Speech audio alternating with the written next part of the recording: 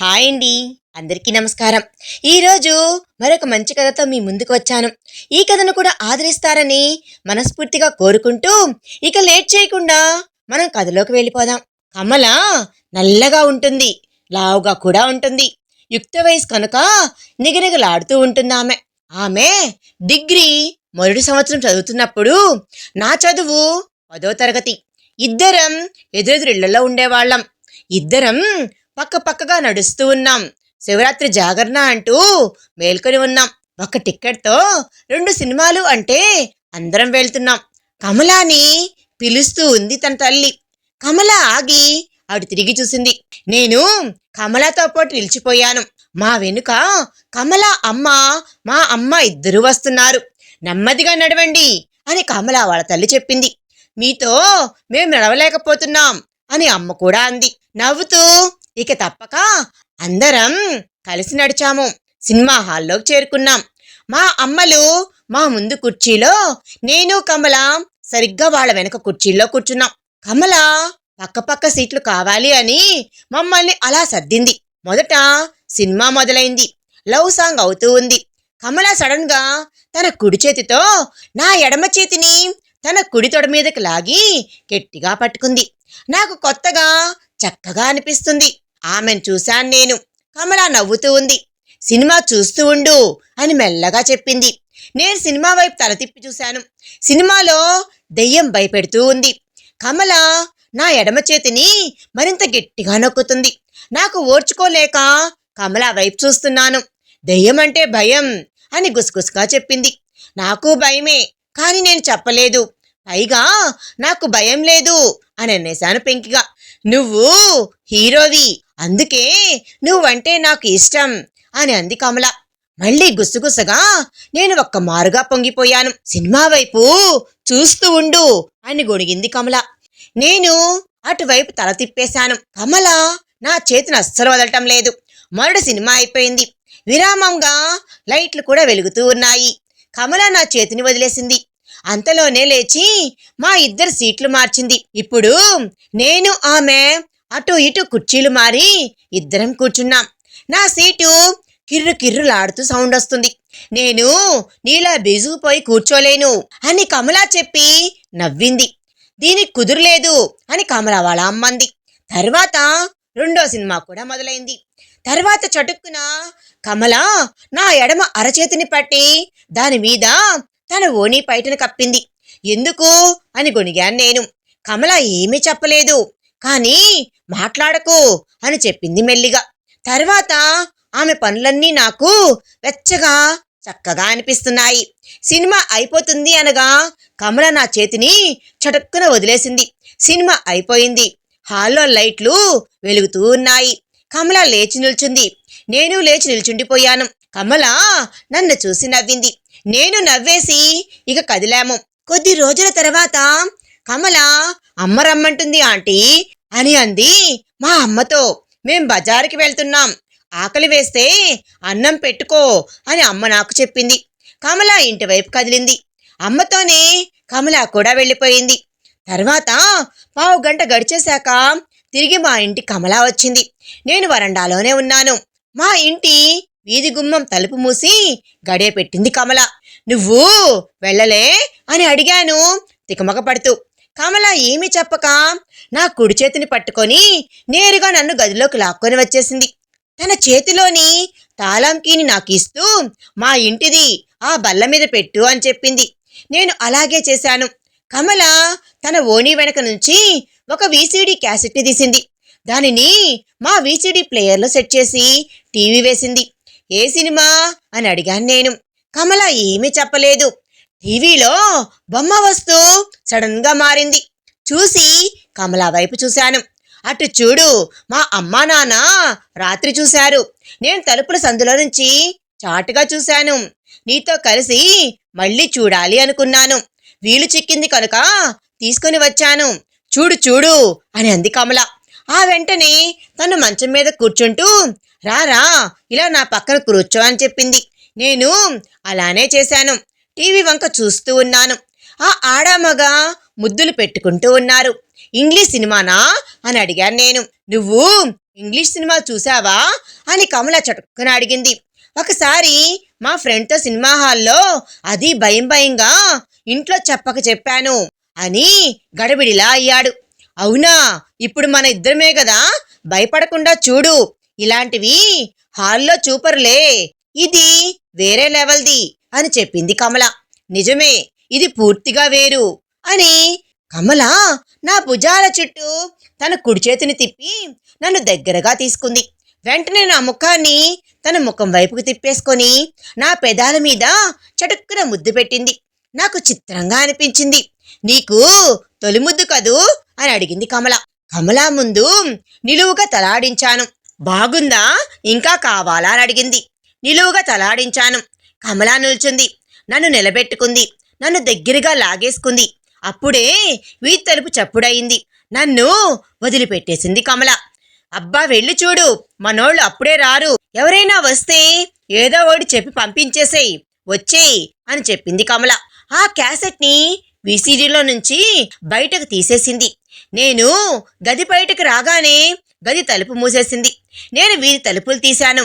గిరి వచ్చాడు. వాడు నా ఫ్రెండేను. గబుక్కున మా నాన్న ఉన్నాడ్రా అని చెప్పేశాను నేను. వాడికి మా నాన్న అంటే భయం. మా నాన్న క్లాస్లో జరిగిన పాఠాలు ప్రశ్నలు అడుగుతూ ఉంటారు. వాడు తర్వాత వస్తాను అంటూ పారిపోయాడు. నేను తిరిగి గదిలోకి వచ్చేశాను. చేసింది అంతా చెప్పాను. మంచి పని చేశావు అని అంది కమల. తిరిగి క్యాసెట్ని విసిడిలో పెట్టబోతుండగా కరెంటు పోయింది. కమల అయ్యో అని అంది. తర్వాత ఎంతకీ కరెంటు రావడం లేదు. కమల కరెంటు వాళ్ళని తిడుతూనే ఉంది. నాకు చిరాకు అవుతూ ఉంది. అంతలోనే మళ్ళీ వీధి తలుపులు చప్పుడయింది. నేను వెళ్ళి చూస్తే పని మనిషి చొరవగా లోనికి వచ్చేసింది. అమ్మగారు బట్టలు ఉతుకమని ఉదయమనగా చెప్పారు అని చెప్పింది ఆమె. ఆ పనికై తెములుతూ ఉంది. కమల తాళం కీని ఆ క్యాసెట్ని పట్టుకొని ఏమీ చెప్పకుండానే తన ఇంటికి విసురుగా వెళ్ళిపోయింది. నాకు ఏడుపు ముంచుకు వచ్చేసింది. మర్నాడు నేను కమలా ఇంటికి వెళ్ళి ఆమె గదిలో ఆమెతో ఉన్నాను. కమల ఓరగా నేను ఆమె పెదాలపై ముద్దు పెడుతూ ఉండగా అప్పుడే అక్కడికి కమల వాళ్ళ అమ్మ వచ్చింది. కమల ఒక్క మారుగా గట్టిగా పో అంటూ నన్ను తోసేసింది. నేను ఇంటికి పరుగుతూ వచ్చేశాను. నాకు భయం వేస్తోంది. ఏం జరుగుతుందో అనుకుంటున్నాను. ఆ తర్వాత బయటికి రాలేక ఇంట్లోనే ఉండిపోయాను. కమల అమ్మ కూడా మా ఇంటికి తర్వాత రానేలేదు.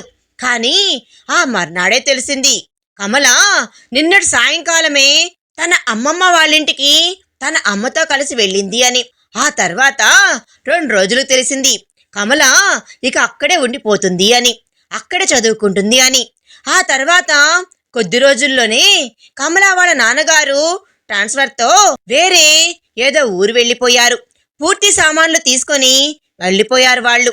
ఆ తర్వాత నేను కమల మరి కలవలేకపోయాం. అలాగే తర్వాత కూడా కమల వాళ్ళ అమ్మ మా అమ్మకి టచ్లోకే రాలేదు. కొన్ని రోజుల తర్వాత ఓ అమ్మాయి తారసపడింది. తన పేరు అవని. తెల్లగా ఉంటుంది, బొద్దుగా ఉంటుంది, పొట్టిగా కూడా ఉంటుంది.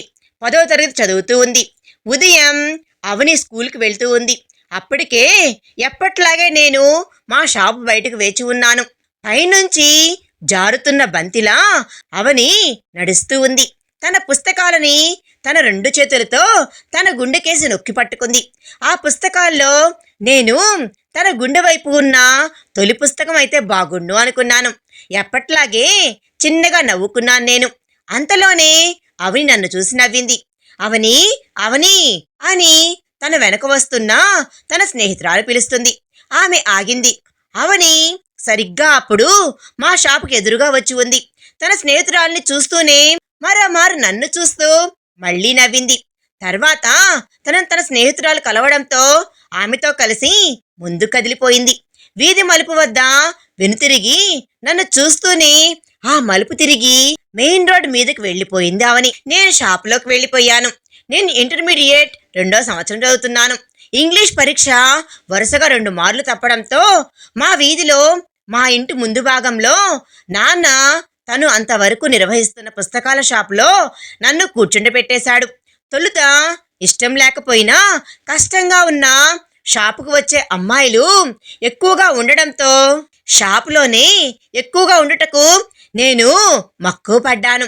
ఆ తోవలోనే అవని నాకు పరిచయమైంది.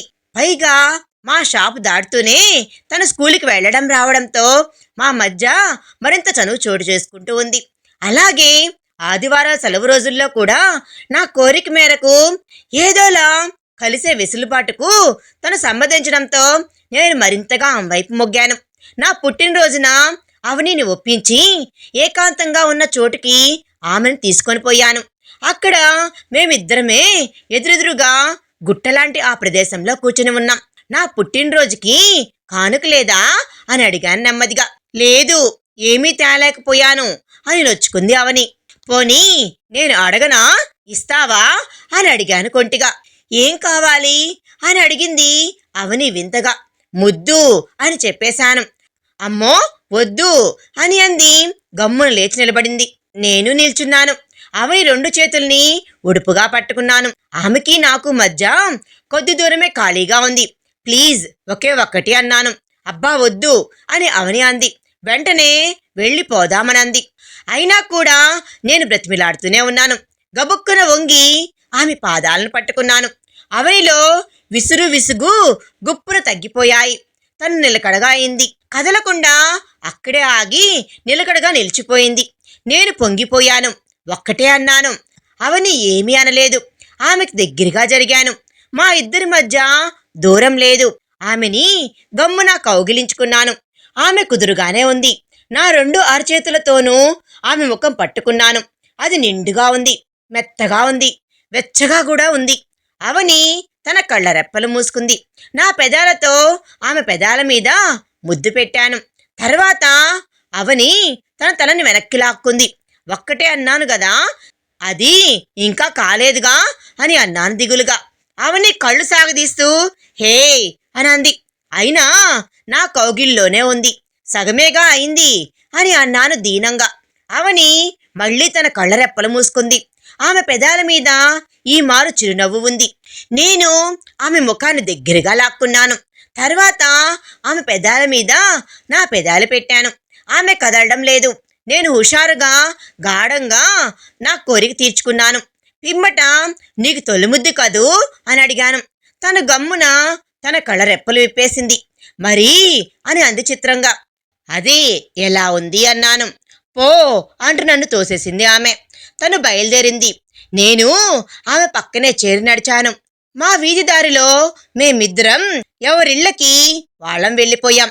వారం తర్వాత ఉదయం పూట నా ఇంటి వాళ్ళంతా పక్క ఊరు బంధువులింటికి శుభకార్యానికి వెళ్లారు. రాత్రికి వచ్చేస్తారు. ఆ ఖాళీలో అవనితో గడపాలి అనిపించింది. అవని స్కూల్కి వెళ్తున్నప్పుడు ఓ చీటీ ఆ ముందు పడేశాను. ఆమె వంగి గమ్మున దాన్ని తీసుకుంది. నన్ను చూసి ఎప్పట్లాగే నవ్వింది. నేను నవ్వాను. ఆమె స్కూల్కి వెళ్ళిపోయింది. తర్వాత నా చీటీలో ప్రకారమే అవని చేసింది. స్కూల్ టైం మధ్యలో షాపుకు వచ్చింది అవని. అప్పటికే షాపులో నేను తప్ప ఎవ్వరూ లేరు. అవని మాత్రం బెరుకుగానే ఉంది. ఆమె నేనే చెప్పాను. తొందరగా కదిలింది షాప్లోంచి. మా ఇంట్లోకి వెళ్ళిపోయింది. నేను షాప్ బయటికి వచ్చాను. కనుచూపుల దరిలో జనం ఎవ్వరూ లేరు. కొద్దిసేపు తచ్చట్లాడాను. తర్వాత షాప్ మూసేసి షాప్లో నుంచి ఇంట్లోకి నేను వెళ్ళాను. అవని వరండాలో నిల్చుని ఉంది. ఎందుకలా రాశావు, ఎందుకని తొందరగా రమ్మన్నావు అని అడిగింది ఆమె నన్ను చూడగానే. ఇంట్లో ఎవ్వరూ లేరు, అందుకే రమ్మన్నాను అని చెప్పాను నేను. ఎందుకని అని ఆమె అడిగింది. ముద్దు ముచ్చడికి అని చెప్పేశాను. ముచ్చట్లా అంటే అని అడిగింది అవని. రా అని అన్నాను నేను. అవనిని గదిలోకి తీసుకుని వెళ్ళాను. పుస్తకాలు ఏవి అని అడిగాను నేను. క్లాస్లో అప్పచెప్పి వచ్చేశాను అని చెప్పింది అవని. విసురుగా దగ్గరికి లాక్కున్నాను అవనిని. గమ్మున ఏంటిది, నేను వెళ్ళిపోతాను అని అంది అవని. అప్పటికే నేను వడిగా ఆమెను కౌగిలించుకున్నాను. ఆమె పెదాల మీద ముద్దు పెట్టేశాను. వదులు, నేను వెళ్ళిపోతాను అంటుంది అవని. కానీ విదిలించుకోవడం లేదు నేను. టక్కున ఆమెని మంచం మీదకి తోశాను. ఆమె ప్రక్కకు చేరిపోయాను. వద్దు వద్దు, వదులు, నాకు వద్దు, నేను వెళ్ళిపోతాను అంది అవని. నేను ఆగలేదు. ఆమె గింజుకుంటూ ఉంది.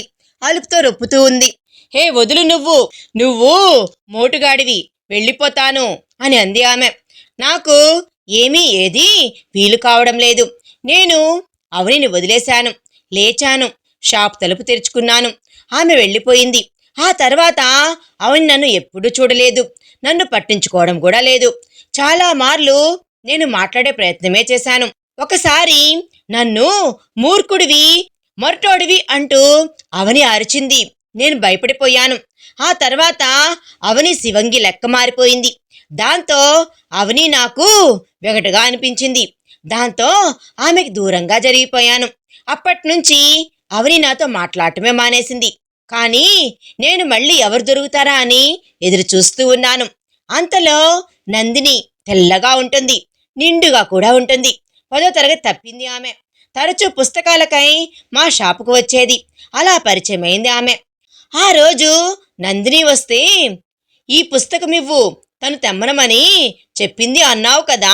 నాన్న నా కోసం పుస్తకం ఇచ్చి ఆయన మా వాళ్ళతో గుడికి వెళ్ళిపోయారు. షాపులో నేను ఒక్కడనే ఉన్నాను. నందిని వచ్చింది. వస్తూనే నవ్వుతూ, అమ్మయ్యా, ఒంటరిగా ఉన్నావా అని అంది ఆమె. నేను నవ్వి, ఈ టైంలో అయితే కొంత ఖాళీగానే ఉంటుంది అని చెప్పాను నేను. అందుకేగా ఇప్పుడు వచ్చాను నేను అంటూనే తను తెచ్చిన ఒక పొట్లం నాకిచ్చింది. ఆ పొట్లంలో నువ్వుల లడ్లు ఉన్నాయి. నీకు భలే ఇష్టం అన్నావు కదా, అమ్మ చేత నాకు కావాలి అని చెప్పి నీకోసమే చేయించాను, ముద్దుగా చెప్పింది నందిని. వీటితో పాటు ముద్దులు అని అన్నాను. నాకు భలే ఇష్టం అని అన్నాను కూడా. చిలిపిగా అన్నాను. ఓ అని అంది నందిని. ఇంట్లో వారంతా గుడికి వెళ్ళారు అని చెప్పాను. నన్నే చూస్తూ అయితే అని అంది నందిని చిత్రంగా కళ్ళాడిస్తూ. ముద్దు ఇవ్వొచ్చు కదా అని అన్నాను నేను. ఆమె గడ్డం పెట్టి, ఇక్కడ ఎలాగా అని గొణిగింది నందిని. ఇలా ఇంట్లోకి వెళ్ళు, నేను వస్తాను అని చెప్పేశాను. అమ్మో అని అంది ఆమె. ఒక్క ముద్దే కాగానే వచ్చేద్దాం అని చెప్పాను నేను. ఆమె నెమ్మదిగా వెనుకకు చూస్తూనే మా ఇంట్లోకి వెళ్ళిపోయింది. నేను ఆగి ఇంట్లోకి పరుగులు తీశాను. నందిని వరండాలో నిల్చొని ఉంది. ఆమెని గమ్మున దగ్గరికి లాక్కున్నాను. ఆమెని గట్టిగా ముద్దు పెట్టుకున్నాను. ఆమె ఏమీ అనలేదు. మళ్ళీ అలాగే ముద్దు పెట్టాను. ఒకటి అన్నావు కదా అని అంది ఆమె. అయినా మళ్ళీ ముద్దు పెట్టాను. ఆమె సహకరిస్తూ ఉంది. మొత్తం చాలా ముద్దుల తర్వాత ముందుగా నేను, తర్వాత నందిని తిరిగి షాపులోకి వచ్చేసాం. ఆమె వెళ్ళిపోయింది. వెళ్తూ అంది, ఒకటి అన్నావు, 16 పెట్టావు, ఏమిటి అని అన్నాను కొంటిగా. ఓ అంటూ గలగలా నవ్వుతూ ఆమె వెళ్ళిపోయింది. 10 రోజుల తర్వాత నా చెల్లి పెళ్లికి మేం పక్క ఊరికి వెళ్ళాం. అక్కడికి నందిని కూడా వచ్చింది. షాప్కి తరచూ వచ్చేవారికి నాన్న చేత శుభలేఖలు కోరి ఇప్పించాను. అలాగా నందిని మా చెల్లి పెళ్లికి కూడా వచ్చింది. తెల్లవారితే లగ్నం. అప్పుడే విడిది నుంచి కళ్యాణ మండపంకి అంతా వెళ్ళిపోయారు. నేను ఉండిపోయానక్కడ. తాళం పట్టుకుని వస్తాను అని చెప్పాను. నందినిని కూడా చివరికి ఉండమన్నాను నేను. తను తచ్చట్లాడుతూనే ఉండిపోయింది. విడిదిలో ఇప్పుడు మేమిద్దరమే ఉన్నాము. అవకాశంగా వాడుకోవాలి అనుకున్నాను. బయట తలుపులు మూసి దాని లోపల గడియ పెట్టేశాను. వద్దు అని అంది నందిని. నేను ఆమెని గదిలోకి లాక్కొని వెళ్ళాను.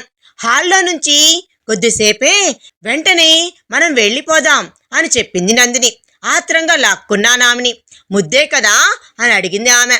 ఈసారి ఇంకోటి అని చెప్పాను. ఇంకేమిటి అని అడిగింది ఆమె బింకంగా. గట్టిగా కౌగిలించుకున్నాను.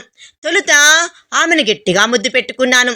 తర్వాత ఆమెను బాగా ఉంచి నేల మీద చాప మీదకు వాల్చేశాను. ఆమెను విడిచిపెట్టకుండా ఆమె పక్కన పడ్డాను. ప్లీజ్ ఇంకేమీ వద్దు అని అంటుంది. నా సొద నాదిలా అట్లాగే ఉన్నాను. అప్పుడే బయట చప్పుడు తలుపు కొడుతూ ఉన్నారు. ఎవరో, నువ్వు ఉండు అంటూనే నేను సర్దుకొని గది బయటకు వచ్చాను. బయట తలుపులు తీశాను. వచ్చింది నా తమ్ముడు, వాడి స్నేహితుడు. నాన్న పిలుస్తున్నాడు అని చెప్పాడు తమ్ముడు. పద బట్టలు మార్చుకుంటూ ఉన్నాను, వచ్చేస్తాను అనేసి వాణ్ణి పంపించేశాను. తర్వాత ఉసూరుమంటూ నందినిని మండపానికి పంపించేసి కొద్దిసేపటి తర్వాత అక్కడి నుండి నేను కూడా బయలుదేరాను. కొద్ది రోజుల తర్వాత మా మేనత్త తీసుకొచ్చిన ఓ దగ్గర సంబంధంతో నాకు పెళ్లి చకచకా కుదిరిపోయింది. పైగా నా తాతయ్య బలమైన కోరిక మూలంతో మరింత జోరుగా నా పెళ్లి పనులు చేపట్టబడ్డాయి. ఇది తెలిసిన నందిని నన్ను నిలదీయలేదు. పైగా సడన్ గా నాకు దూరం అయిపోయింది. అలానే పెళ్లి ముచ్చటతో నందిని మీద నా ధ్యాస సులభంగానే దారి మళ్ళీపోయింది. నాకు వాగ్దేవితో పెళ్ళైపోయింది. నా ఆరాటం పసందుగా సాగిపోయింది. జ్యోతి నా పెళ్లి తర్వాత చాన్నాళ్లకు నాకు తారసపడింది. అప్పటికే ఆమె పెళ్ళైపోయింది. భర్తతో విడిపోయింది కూడా. తల్లిదండ్రులతో ఉంటూ ఉంది. నాకు ఆమె పరిచయం. ఆ రోజు ఆమె మా షాపుకు వచ్చింది. నన్ను చూస్తూనే నవ్వింది. ఆమె నవ్వు నాకు గమ్మత్తుగా ఉంది. ఆమె పొద్దుగా ఎత్తుగా ఉంది. ఒక పుస్తకం అడిగింది. లేదు అన్నాను. వెంటనే రేపటికి తెప్పిస్తాను అన్నాను. ఆమె సమ్మతించింది. మీ పేరు అని అడిగేశాను నేను. జ్యోతి అని చెప్పింది. సరే రేపు రండి అన్నాను. ఆమె వెళ్ళిపోయింది. తర్వాత నా చొరవకి ఆమె వెసులుబాటు తోడవడంతో మా మధ్య చనువు అతి సామాన్యంగా చేరువైపోయింది. ఉదయం జ్యోతి మా షాపుకు వచ్చింది.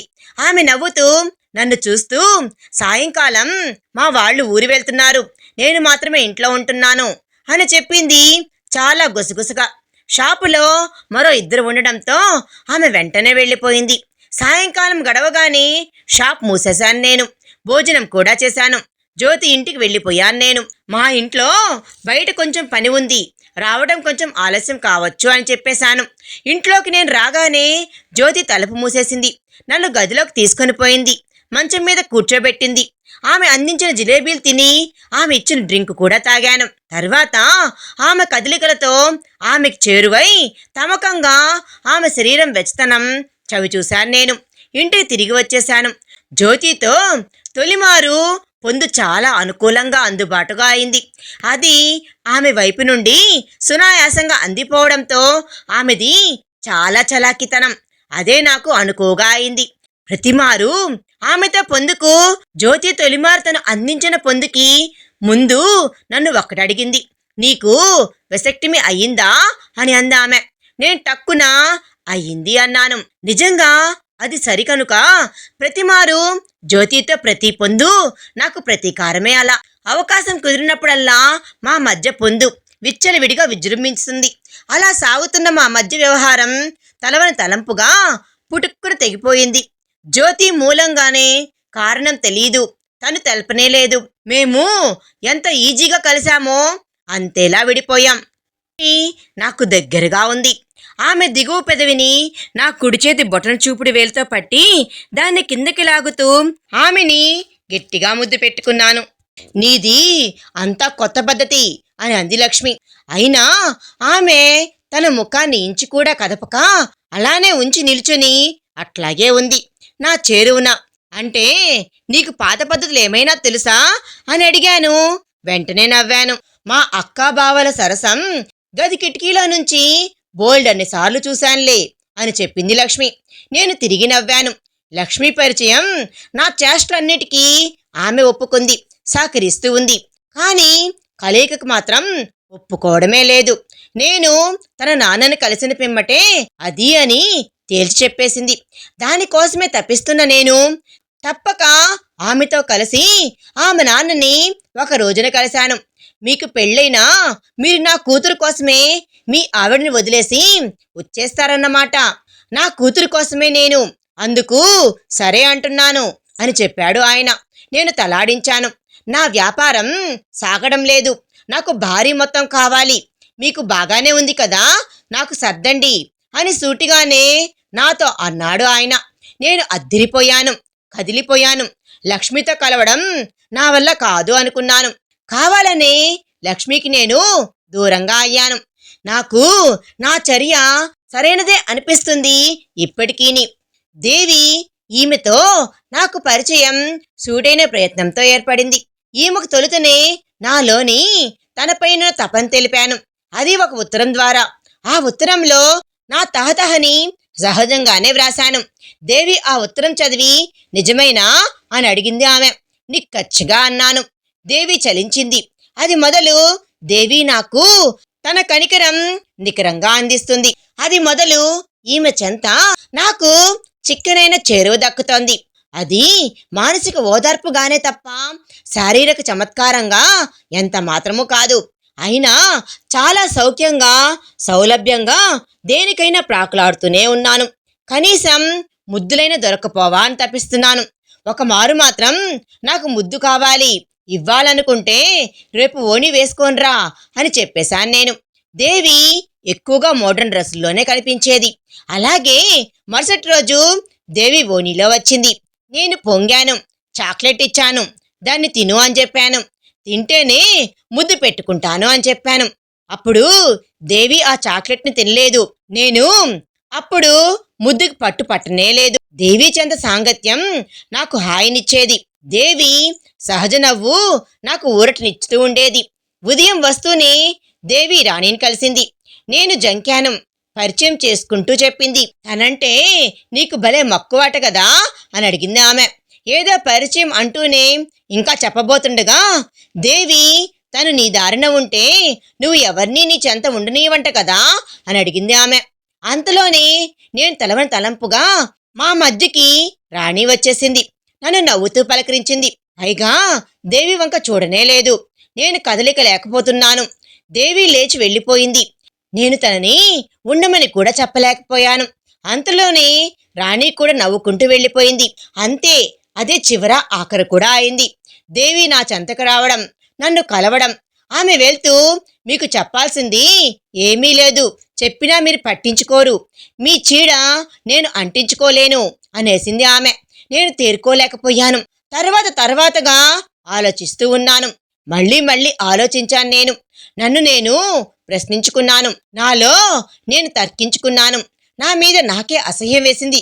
ఛ, ఇన్నాళ్ళు ఏమిటి ఈ చపల బుద్ధి? వదులుకోవాలి, నేను మారాలి. ఈ గుట్టు దాగుడు మూతలు ఇక వద్దు, మారిపోతాను.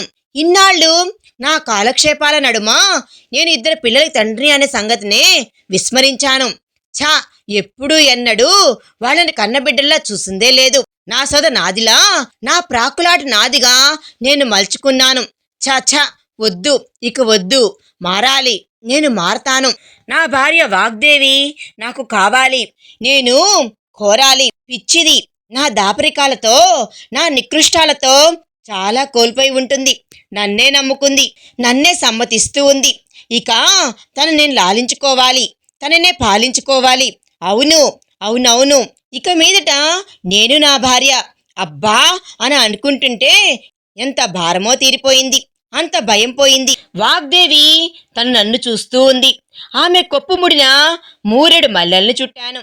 ఆమె పాదాల ధరిన నా అరచేతుల్ని జోడించాను. కన్నీళ్లు వదిలాను. క్షమించమని నేను కోరుకుంటూ ఉన్నాను మనసారా.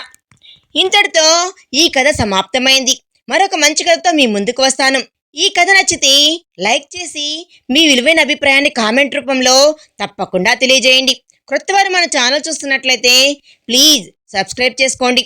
Thanks for watching.